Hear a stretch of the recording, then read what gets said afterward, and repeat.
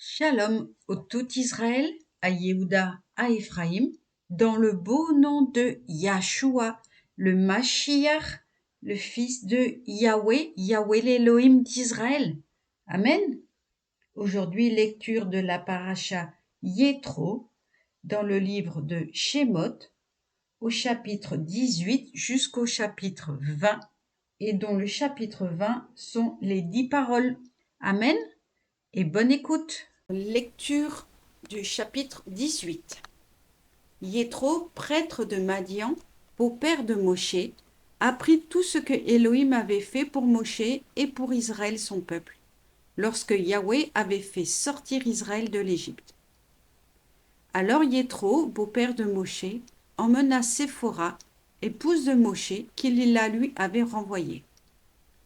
Il emmena aussi ses 2 fils, l'un nommé Gersom, car avait-il dit, je suis un émigré sur une terre étrangère. L'autre nommé Eliezer, parce qu'Élohim, l'Élohim de mon père, m'est venu en aide et m'a sauvé du glaive de Pharaon. Yétro, beau-père de Moshe, vint avec les fils et la femme de celui-ci, trouver Moshe au désert où il campait, près de la montagne d'Élohim. Il fit dire à Moshe, moi, ton beau-père, Yétro, je viens à toi avec ta femme, accompagnée de ses 2 fils. Moshe alla au-devant de son beau-père, il se prosterna, il l'embrassa, ils s'informèrent mutuellement de leur bien-être, puis ils entrèrent dans la tente. Moshe conta à son beau-père tout ce que Yahweh avait fait à Pharaon et à l'Égypte à cause d'Israël, toutes les tribulations qu'il avait essuyées dans le voyage et comment Elohim les avait protégés. Yétro se réjouit de tout le bien que Yahweh avait fait à Israël, en les sauvant de la main des Égyptiens.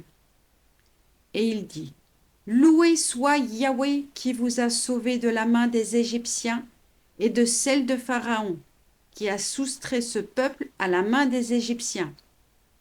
Je reconnais à cette heure que Yahweh est plus grand que tous les Elohim, puisqu'il a été dans cette circonstance où l'on avait agi tyranniquement à leur égard.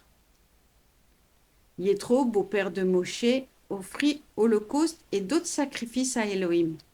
Et Aaron et tous les anciens d'Israël vinrent partager le repas du beau-père de Moshe en présence d'Elohim.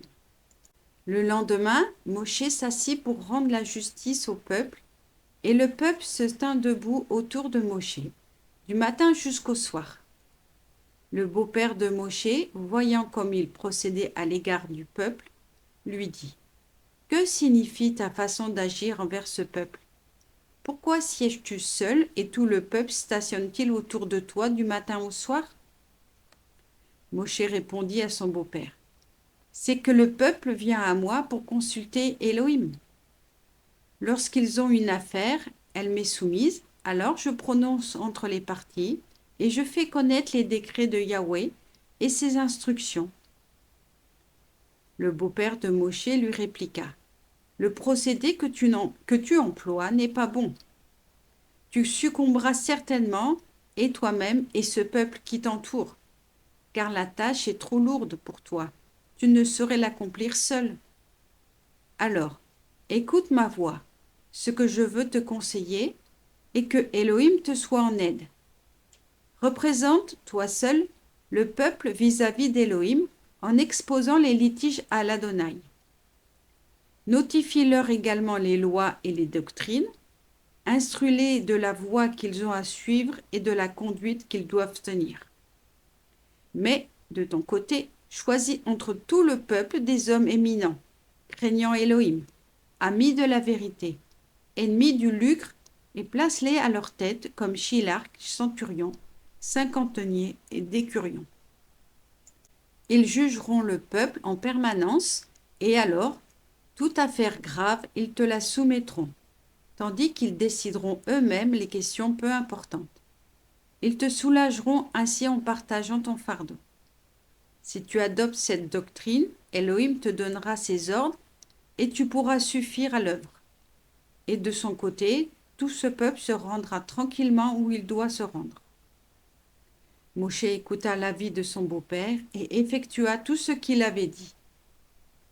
Il choisit des hommes de mérite entre tout Israël et les créa magistrats du peuple, chiliarques, centurions, cinquantenaires et décurions.